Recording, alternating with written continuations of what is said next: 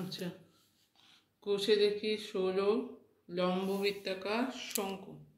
14.5 একটি লম্ববৃত্তাকার চোঙ ও লম্ববৃত্তাকার শঙ্কুর ভূমিতলের ব্যাসার্ধের দৈর্ঘ্যের অনুপাত হচ্ছে 3:4 এবং তাদের উচ্চতার অনুপাত 2:3। চোঙ আর শঙ্কুর আয়তনের অনুপাত কত? আচ্ছা, লম্ববৃত্তাকার চোঙের ব্যাসার্ধ হচ্ছে R1, শঙ্কুর ব্যাসার্ধ হচ্ছে R2। এটা চোঙ আর হচ্ছে শঙ্কু, এদের অনুপাত দেওয়া আছে R1:R2।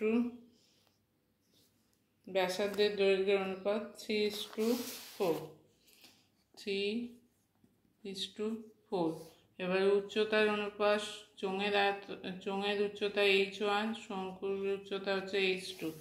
h1 h2 হচ্ছে উচ্চতার অনুপাত 2:3। 2:3। এবার আয়তনের অনুপাত v1:v2 সমান 1/3 পাই r1 স্কোয়ার h1 1/3 পাই r2 স্কোয়ার h2। 1/3 কাটবে, পাইটা কাটবে, তাহলে হচ্ছে r1 স্কোয়ার h1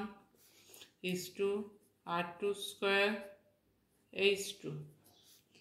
তাহলে এখানে অনুপাত হবে r1 square by h1 by r2 square by h2।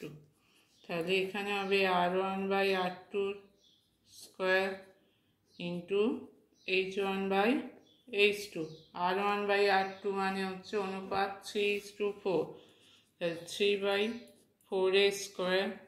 h1 h2 হচ্ছে 2:3, 2/3, তাহলে 9/16 গুণিত 2/3 সমান 3 দিয়ে কাটলে হবে 3, 6/2 দিয়ে কাটলে হচ্ছে 8, তাহলে 3/8 সমান হচ্ছে 3:8।